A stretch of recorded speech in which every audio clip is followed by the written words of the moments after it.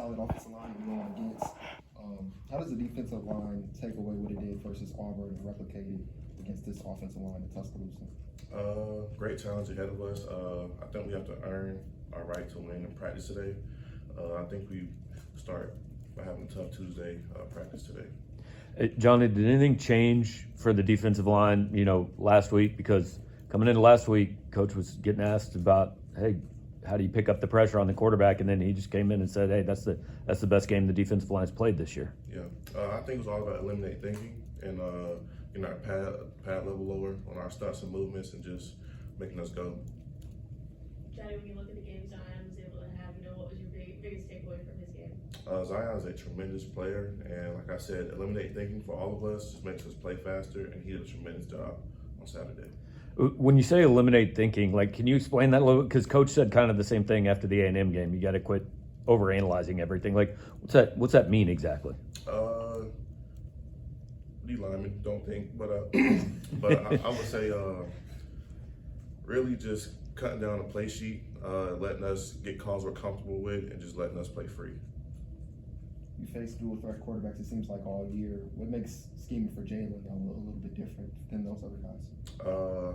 Great player, tremendous player, twitchy athlete, dangerous with the ball in his hands. I feel like we have to approach him the same way we approach everyone else.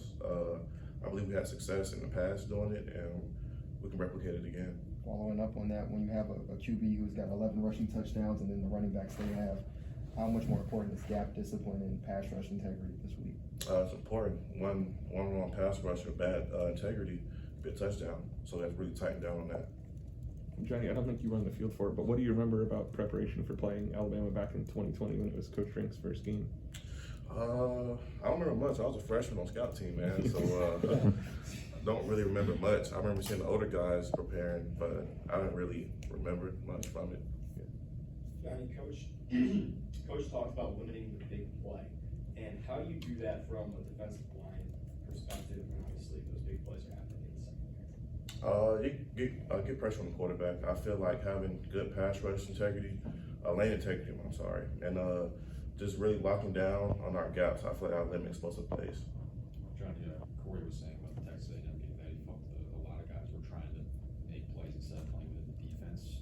For you, who's been here for a while, how have you learned to remain within the defense even as where you are trying to make plays to get your team back in the game?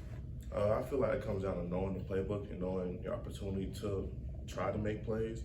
I feel like if we try to play outside the defense, that's when gaps kind of open up and we get gashed. So I feel like knowing when is your play to make the play. Johnny, just looking back to Saturday a little bit, where were you in the first months that Brady Cook was back on the sideline? I was actually sitting down and I seen number 12 run by, but I didn't think it was Brady. I thought it was Dre Norwood. I'm like, where's Dre going?